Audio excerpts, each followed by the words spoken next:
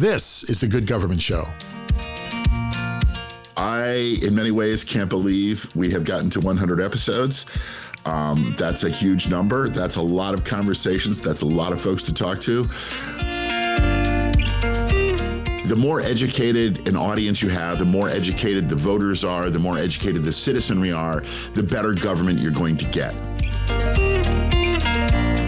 The Good Government Show is not an adversarial show. It's not a gotcha show. It's not a like, oh, wait a minute, you're lying. It's trying to get from these elected officials what it is they're doing to try to make people's lives better. I think it was Ronald Reagan, what famously or infamously said, the scariest words in the English language are, we're from the government, we're here to help. And that's just simply not true. For the most part, at the city and the county level, these people are here to try and make a difference and help. Welcome to The Good Government Show. I'm not David Martin, but he's here with me. I'm Jason Stershic, a name you may be familiar with if you listen to the credits at the end of this podcast. I produce and edit these shows and work closely with the usual host, David Martin. I've taken the mic to spend this very special episode peppering David with some questions. So David, welcome. How does it feel to have 100 episodes under your belt? I, in many ways, can't believe we have gotten to 100 episodes. That's a huge number. That's a lot of conversations. That's a lot of folks to talk to. On the other hand, it feels like I've been doing this forever and it's never stopped and it's unrelenting. And it feels like I've done 1,000 episodes. But no, it's 100 is a good number. And that means we've been holding the flame of good government up for all to see. So that's good news. Have you, what's the big takeaway in 100 episodes? I get to listen in detail as I edit these and learn along with the listener, but you're right there having conversations with these politicians and government leaders and, just civic leaders. What are you learning? So we're not going to start off easy. Okay. And I have no say at how this goes. None at all. It's all up to you. Okay, yeah. Great. All right. I just wanted to make sure I understood what was going on today.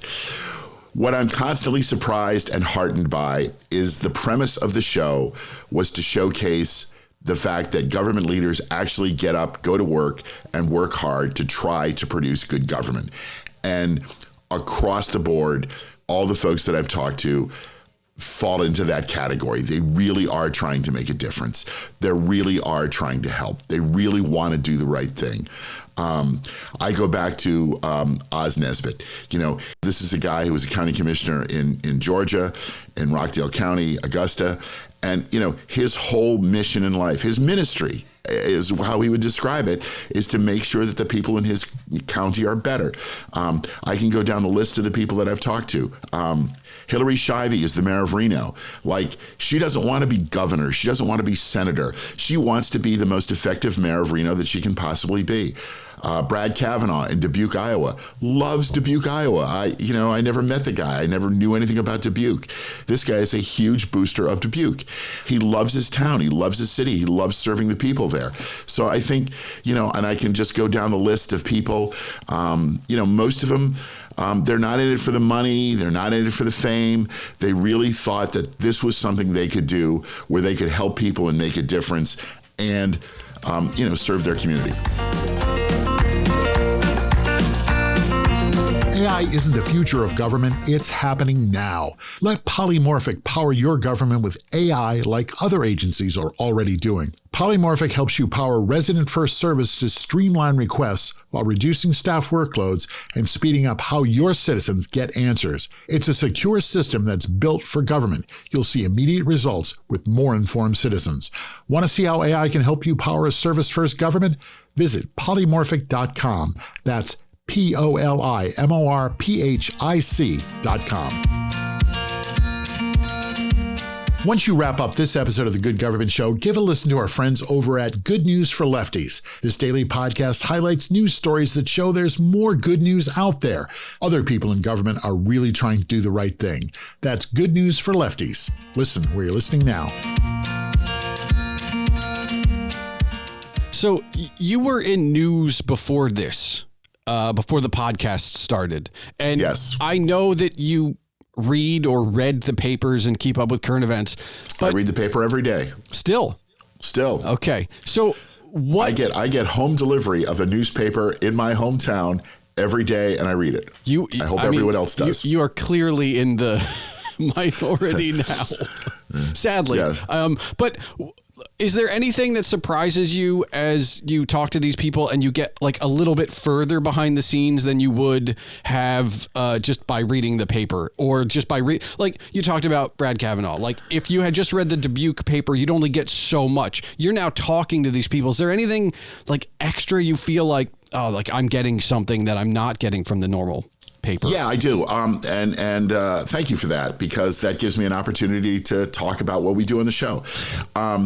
When you're reading the paper, you're responding to the news of the minute, the crisis of the minute, the crisis of the day, the problem of the day, and what they're doing about it, because that's what we do in the newspaper industry. What I like talking to the leaders about, the elected leaders, the officials, is sort of their thinking, their philosophy, their long-term plan. Here's where we're going to go with this. Here's where we're going to take this. And I think when I talk with these folks, what I get is their ideas about what government is. And what they say to me is, after they're done, they say, oh, that was fun. I never get to have that kind of conversation, because it's always, there was this problem today, there was that problem today. What are you going to do about the sewers? What are you going to do about schools? What are you going to do about education? What are you going to do about the police department? What are you going to do about response times? This is a conversation that they can have, and they can say, well, the big picture is, what I'm trying to do is, here's where I'm trying to take this. This is the conversation on the show that most of these folks don't get to have, because it's just a daily response to the news, the crisis, the problem. And so I get to get inside their head. And that's, the first conversation, we have, as you know, the questionnaire. The first question is, define good government. Yeah. And when I ask that question, they all go, okay, good government is, and then they give me various answers, which all sort of revolve around, being responsive, being respectful, and delivering good service. So one of the other questions is, what do you want people to know about government that they don't already have? That's one of the standard questionnaire questions for us. And a lot of times those answers kind of revolve around civics. Yes. And, for the same token, you and I also help produce, and you co-host 2 other shows. Right. And those also kind of talk about civics and this education of how government works, not even just what good government is, just how it all works. And you're a parent, you were once a student. Like, do you see yourself as your host and co-host as a teacher of civics now, in a way that's not just, hey, this is good government, like this is how it works? Yes, I do, and here's why. Okay. The more educated an audience you have, the more educated the voters are, the more educated the citizenry are, the better government you're going to get. And I'm going to get on my soapbox for a moment. Okay. I think one of the problems that we have in this country is there's no set standard of what's true and what's not true, and what we read and what we don't read, and where we get our information from. There's so many places to get information. There's so many outlets that are talking about, the issues of the day. But if we can, on this show, let people listen to what's going on and what their elected leaders are thinking and doing, sort of unfiltered, because we don't really highly edit the show. We sort of let them speak for themselves, and we give the audience an opportunity to hear what it is that these folks are listening and thinking and saying. And when we ask that question, as a government insider, you've been a city councilman, you've been a city mayor now for 10, whatever the number of years are. What would you like people to know? And the answers are, well, government works slower than they thought. Government works faster than they thought. Government is messy. Government is neat. Government has their act together. Government does not have their act together. So Yeah. you hear all those answers, and they're all from the heart, and they're all true. You've spoken with a lot of government officials covering the United States, from north to Yes. south, from east to west. I'm going to put you on the spot. Okay. Since the start of this show, I've been on the spot since you asked the first question, so keep going. Since you've started this show, have you spoken with your local representatives? Well, I had former Mayor Bill de Blasio on, former Mayor of New York City, Bill de Blasio, on a couple of years ago. So I spoke to him. Locally, not as much. I mean, I live in New York City. I live in Brooklyn. Some of these folks are kind of hard to reach. Okay. You know, it's a busy place. So no, I have not really, other than Bill de Blasio. Our current mayor is Eric Adams, who's having a rough go as in his term as mayor. So probably won't be speaking with him. There's some folks that I've reached out to, a city councilwoman, head of Office of Emergency Management. So hopefully we'll have some of those folks on. Over the many seasons of this show, we've heard a lot of officials dismiss party. No one cares whether you're left or right, Democrat or Republican. Fill the pothole, fix the problem. Right. Do you think... And that's local government. That's local government. I was going to say, do you think that any of that can filter up? Like, do you have... I don't want to get like too philosophical, but do you think it can filter up from the local government to, you know, kind of bridge that national divide we see? I hope so. Okay. I don't know, but I hope so. I mean, you have... without getting too political, you have we're about to have a very divisive figure in the White House. Yes. So, you know, to break through that clatter and that chatter and that noise is not easy. You know, I think. But you're happy that you hear it not exist to that level of divergence on local levels, right? Like, at least that's hopeful. Well, it is hopeful, and I will say this about that. Okay. Across the nation, when you ask this question of people, they'll say, what's your opinion of Congress? Well, Congress is terrible. Well, how's your congressman? Oh, I like my guy. So, you know, you like what's local, you like what people, you like what you know. I think that, you know, on the local level, people want to get stuff done, and local level and local politics and local government is more personal.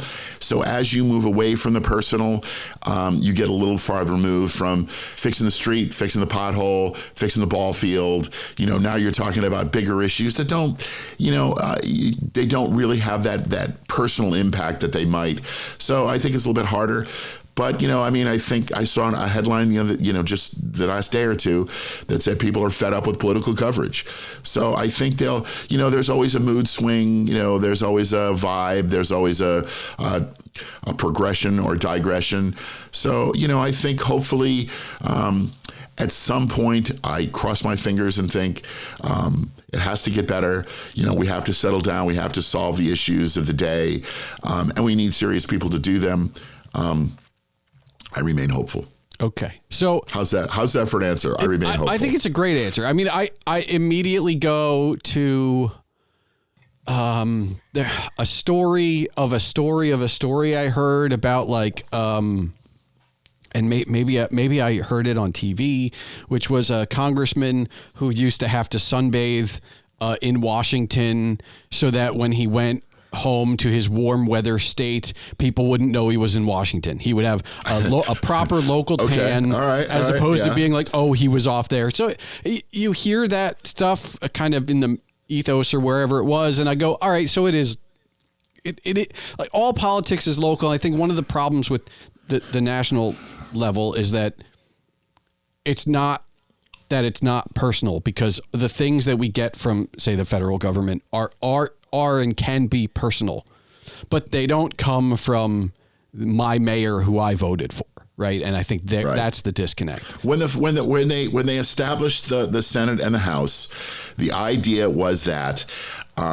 you know, the senators would be more experienced and sober thinking, and more long-term planning, and the members of the House were the ordinary citizenry who would show up, say, here's what's happening in my state, in my region, in my neighborhood, and, you know, please work on these things. And then they would leave, you know, and they would go back to, I mean, in the most case, you know, being farmers or milliners or blacksmiths. And then, you know, quickly someone realized, oh, this is a pretty good job. I'd rather do this. I'd rather do this than be a circuit lawyer. And so they stayed. But the idea is, you come in, you see what's going on, you try to make change, and you get out, and you let the next guy get a voice. It doesn't happen all the time. And long-term listeners will know this, but I, as the editor, love when you challenge politicians. And I know it doesn't happen very often, but one of the most challenged answers that you get to follow back on is when you ask these elected officials, how can I get involved? How should the local citizens get involved? And they all say, vote and come to meetings. And you always, I applaud you for this like kind of broken record thing. I have no idea where this is going. You always say, but it's so hard. Yes. And you whine like we all would, like a you know, like a kid, like, yeah, okay, yeah, we could get involved in politics, but it is hard.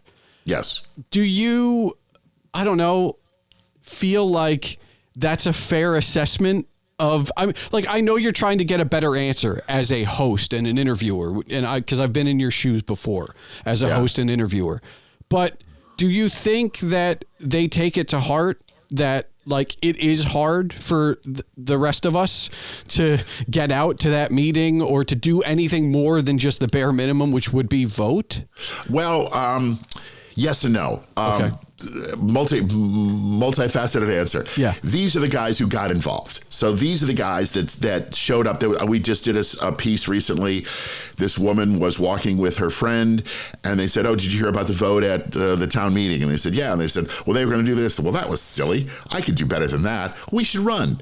And she ran. Yeah. And she went from being I think it was she's now a county commissioner, but she started off in a very small town on the small town council and then became a small town mayor. And now she's a county commissioner, still in a rural county, but she got involved. So these are the people who actually got involved. They said, I can do this better. I want to do something. And the purpose of that question is to say, think about this in another way. But what I hope everyone gets out of this is little nuggets here and there where they go, oh, I could do that. Oh, you mean just go to a meeting? I could do that. Oh, you mean I could just call the guy? Oh, I could do that. Oh, I could just send an email? Yeah, I could do that.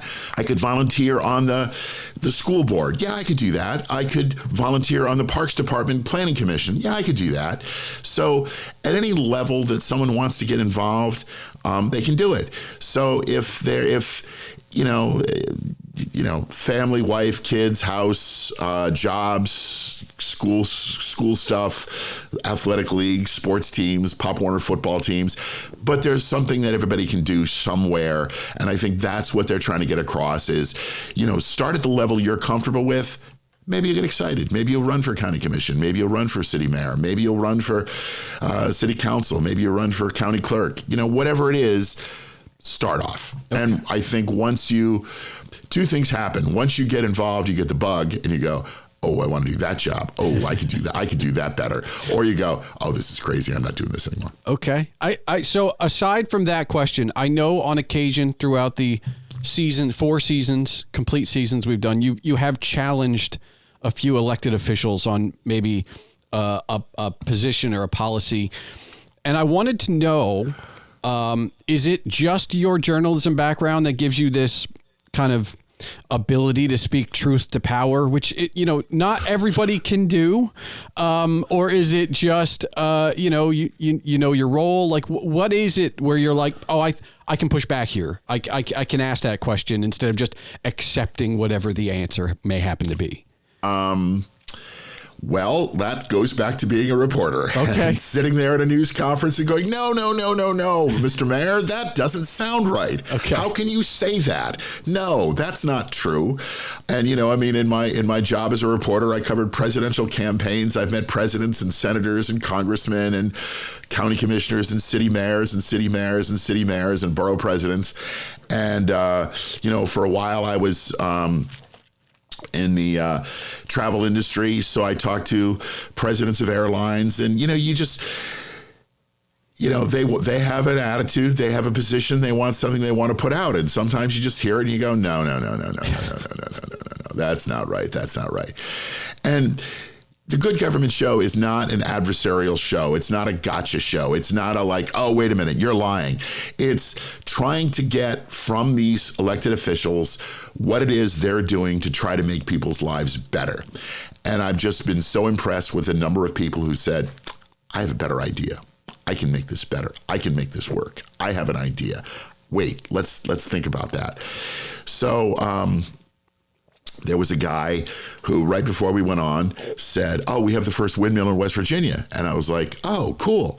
So I said, "So tell me about your windmill." He goes, "Get rid of it." And I'm like, "What?" He said, "Yeah, I don't, I said, "Well, no, you're in West Virginia. You're a coal-based economy that's trying to switch off from coal, and alternative energy sources are what you need to be working on. Yeah. Shouldn't you have more, not less?" Nah, get him out of there.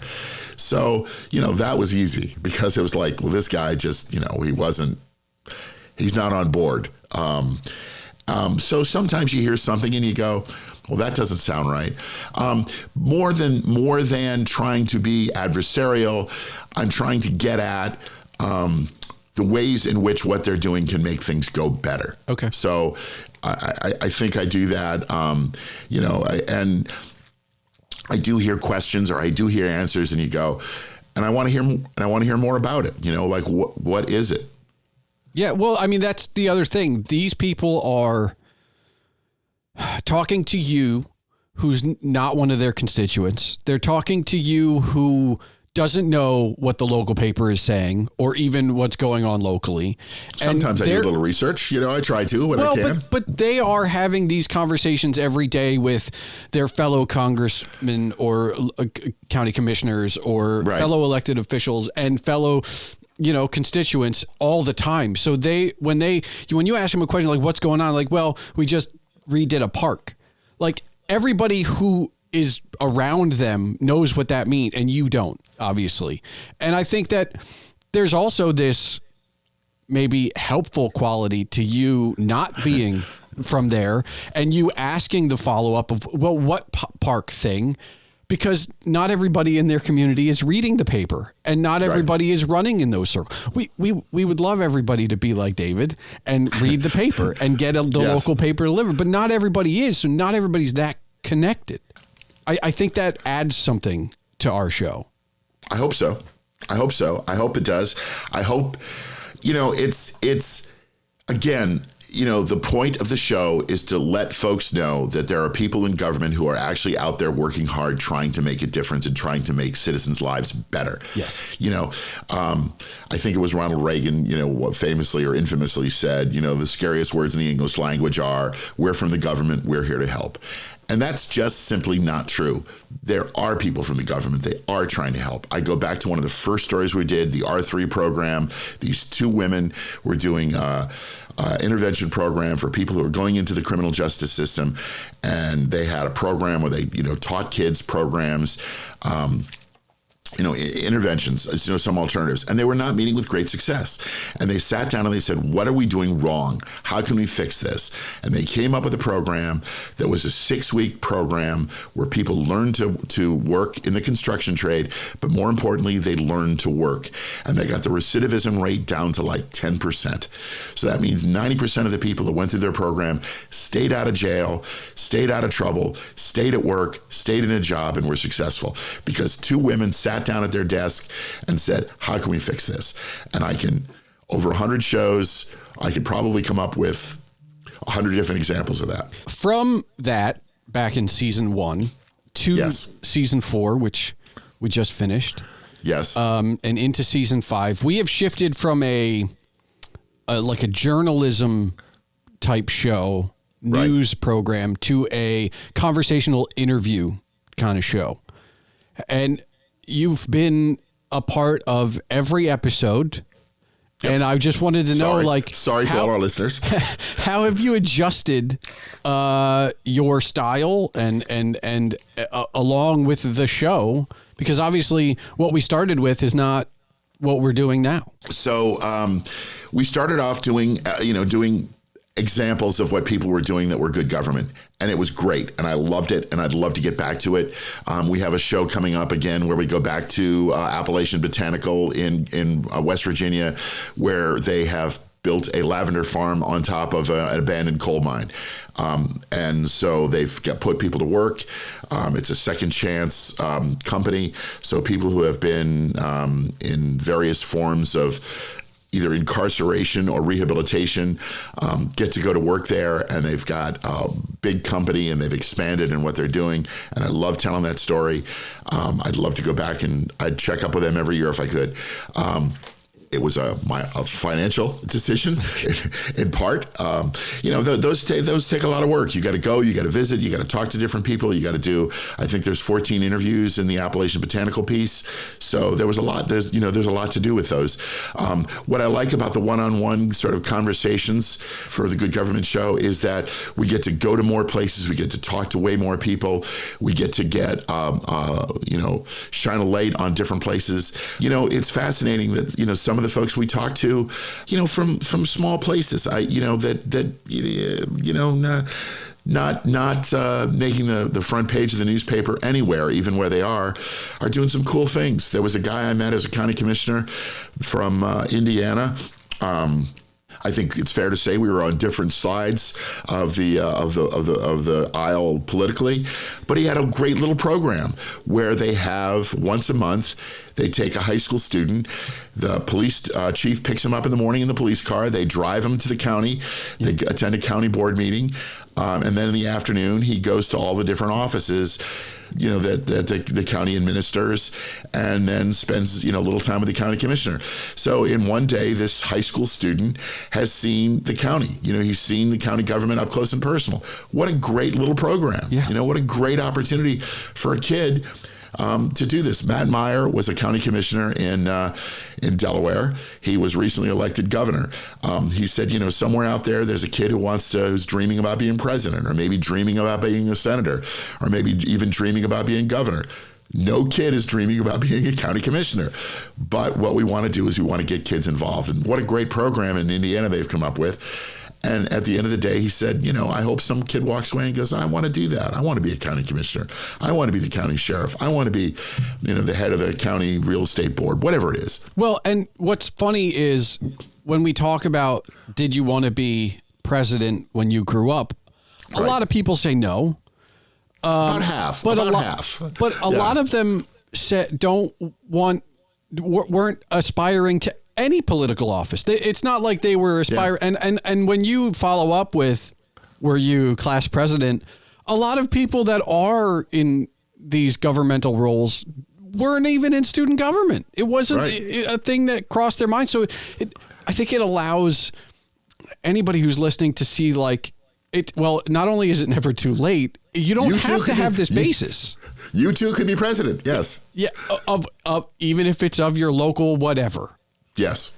I did want to ask, because having maybe paid a little too much attention, there are times when you're talking to these government leaders where you sometimes talk, say politician, and sometimes elected official. And I'm sure it's just subconscious, but do you, in having these 100 episodes, do you see a difference between politician and elected official? That's a really hard question to answer. If you're mayor of a city, you're a politician. Okay. You have gone political. You have been elected. I think most of the people that I speak with, and Joe Manchin is a senator from West Virginia. We talked to Senator Manchin, thanks to his wife, Gail Manchin, who we love on the show. Is Joe Manchin a politician? Absolutely. No question about it. Is David Billings, the mayor of Fate, Texas, is he a politician? You got to say yes.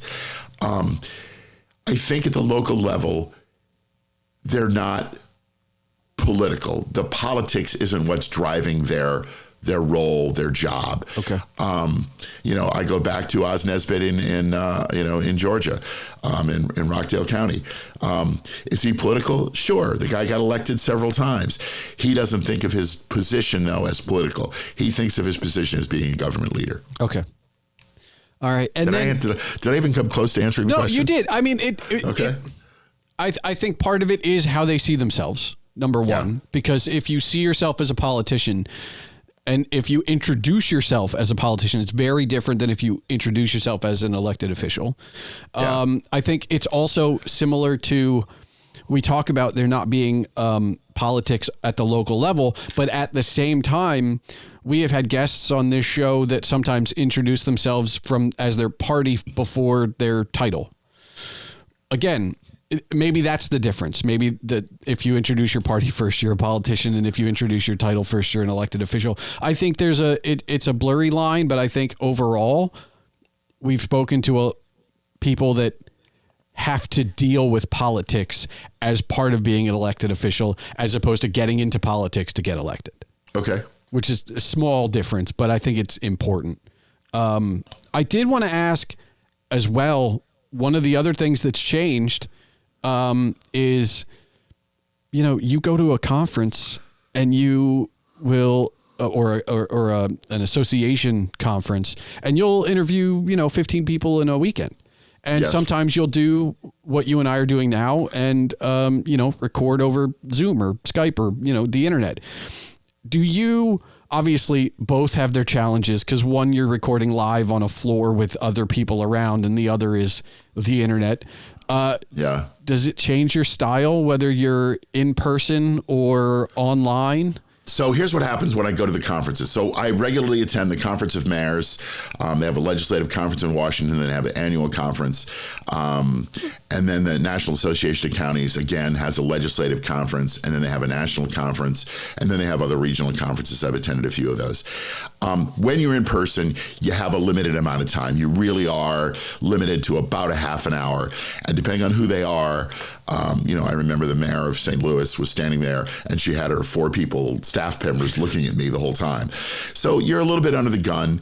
I know that, I've had people that have come up, and one of the nice things about doing the conference is that, you're sitting there, you're doing it, and then people stop by and they see what you're doing. We have our little on-air thing that's with us, and I have our little setup with our banner behind me. So they see what they're doing, and then they go, oh, what are you doing? Oh, I've heard the show. And in the last, I would say 2 years, people have said, oh, you're the Good Government Show. I've heard of you. I've listened to your show. So, which is always, nice to hear. What would you like to be on? Sure. All right, well, let me finish up with her and I'll sit down with you. And then they finish, and then the next guy sits down, and you're like, okay, who are we talking to? Oh, I'm, so-and-so. I'm the mayor of St. Louis. And I've had absolutely no chance to prep for St. Louis. So I don't know what's going on in St. Louis. I have no idea what the problem of the day is in St. Louis. If I have even a half an hour, I can just quick whip out my computer and go, put in news, St. Louis. And I'm picking on St. Louis. News, St. Louis. And I go, oh, they've got a water main break and they're trying to get funding for a new baseball field. And I go, well, so tell me about the baseball field. Where's the funding coming from? So if I have the chance to do that, that's better. So when I do when I don't do it live, I have a little bit more chance to prepare. I have a little bit more of a chance to come up with a list of questions, and sometimes I ask too many. And that's why some of those tend to go a little bit longer. But if you're in person, you're looking at that person, you're looking them in the eye, you're having a conversation, you're having interaction, you're in the same room. Hopefully the jokes go over a little bit better in person than they do when you're like, what was he talking about? And it's, you meet the guy, and usually you've had a chance to shake hands and sit down and just have a little 2-minute pre-chat. So before you turn the mic on. So again, but it's the training of reading the paper every day and looking for stories and looking for things that are good government, so that when they sit down or they say, when someone says, well, we have a housing problem. Well, okay, good. Because everybody's got a housing problem. Yeah. So I've read a couple of housing articles, and I've read and I've heard, well, this is what we're doing here, this is what we're doing there. And then I can bring that up and I can say, well, here's this, here's what they did here. Have you thought about this? Have you thought about that? I know this has been successful here. Have you tried that there? So that's just why I keep reading the paper. And I think it's very important to reiterate that when the conversations that you have with county commissioners and small town mayors specifically, people out there listening that are like, oh, I wish David had asked this follow-up question. Those people are accessible. They all have the answer of, well, my cell phone's out there, just call my office. Like, if we happen to, and look, there are a lot of communities we haven't gotten to, but if David interviewed your county commissioner and didn't say a follow-up, there's a very good chance you can reach out and follow up with them.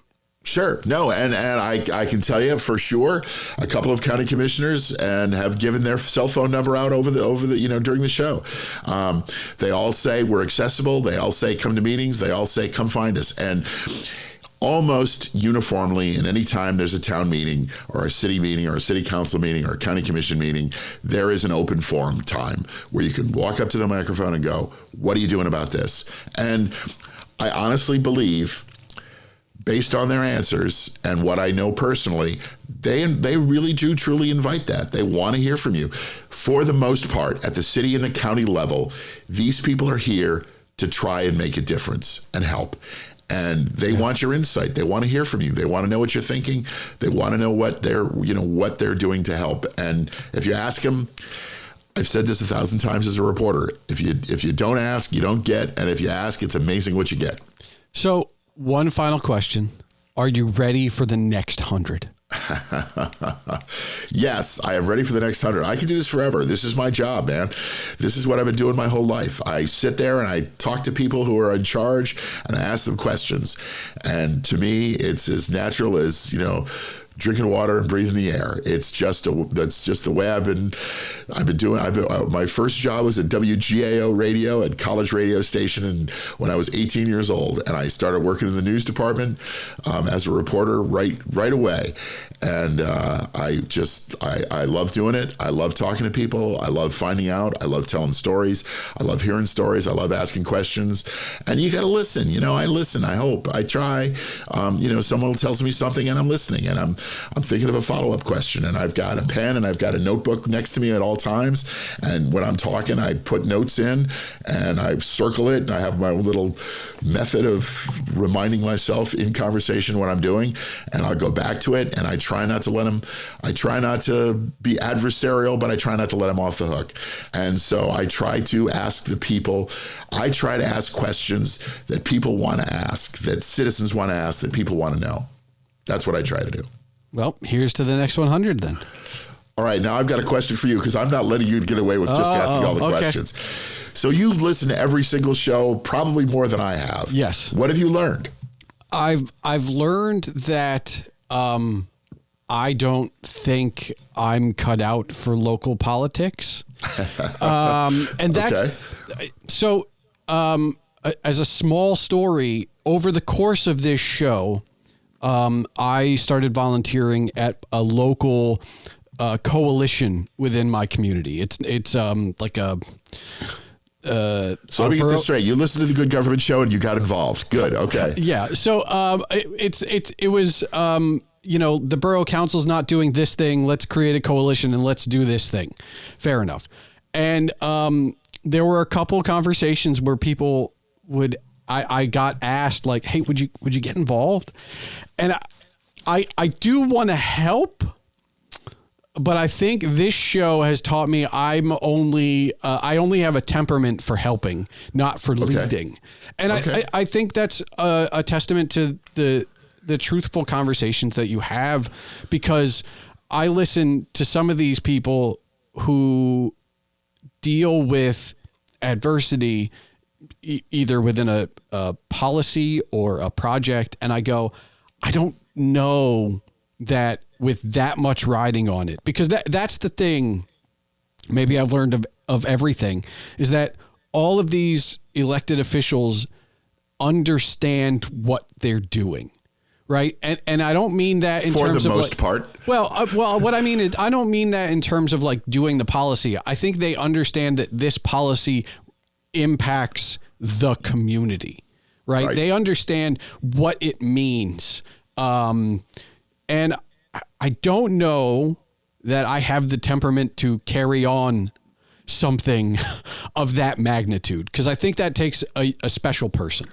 Sure, and you need help at all levels. You need somebody who's going to plan, a bad example. You need somebody who's going to plan, how do we build the baseball field?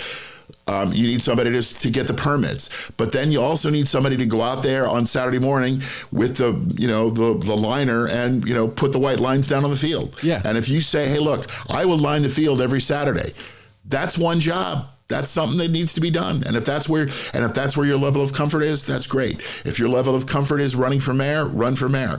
If your level of comfort is being an advisor on the local zoning board, do that. If it's running the Little League, do that. If it's, hey, I've been a poll worker now for the last 2 presidential elections. I go down to my election and I sit there and help people vote. So that's my level of contribution to government. So that's how I got involved in government, thanks to me. So now I'm going to ask you one question, and then you can wrap it up. And I could do this forever, but I won't. Okay.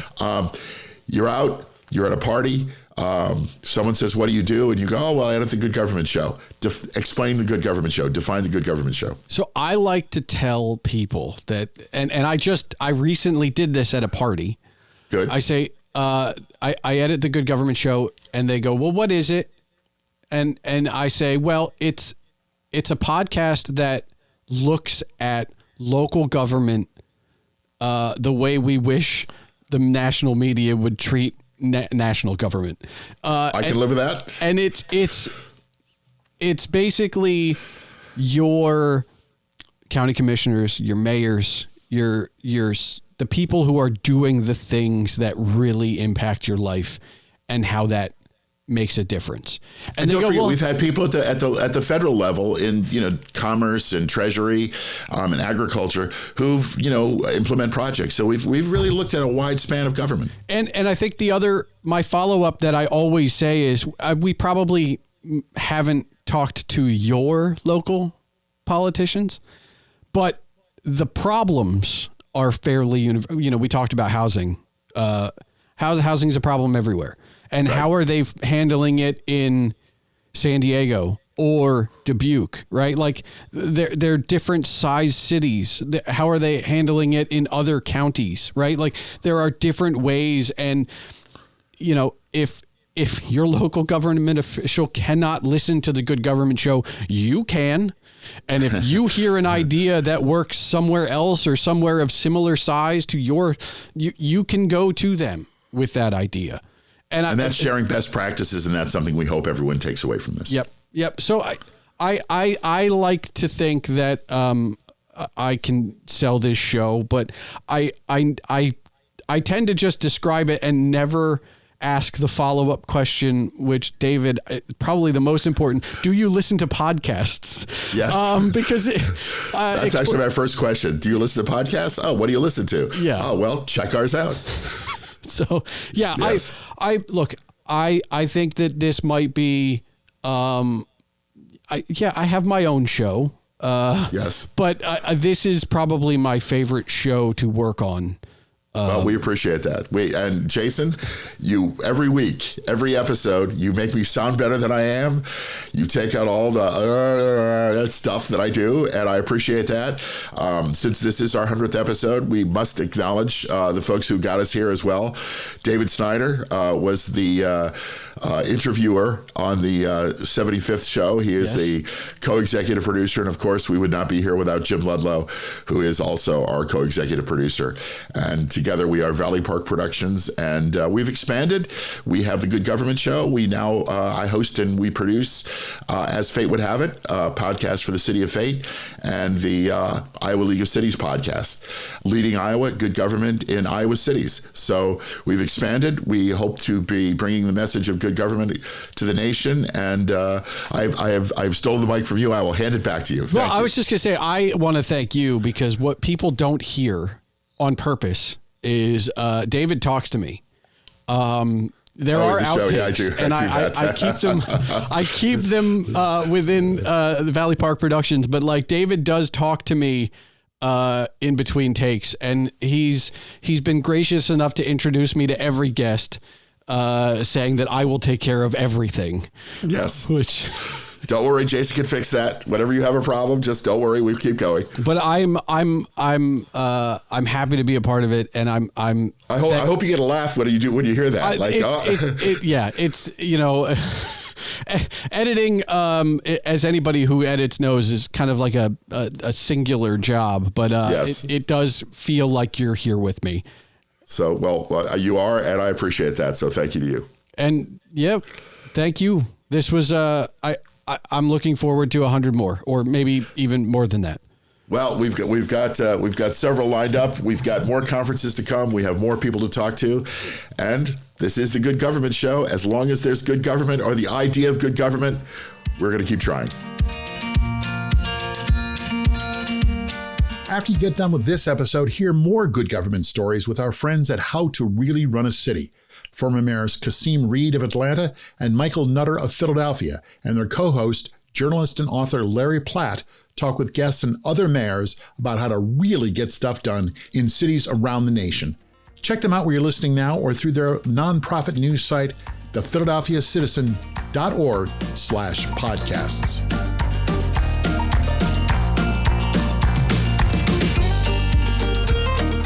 The Good Government Show is a Valley Park production. Jim Ludlow, Dave Martin, that's me, and David Snyder are the executive producers. Our show is edited and produced by Jason Stershic. Please subscribe, then share us, and like us and review us. That's the best way to make sure we're able to keep telling these stories of our government working for all of us. Then listen to the next episode of The Good Government Show.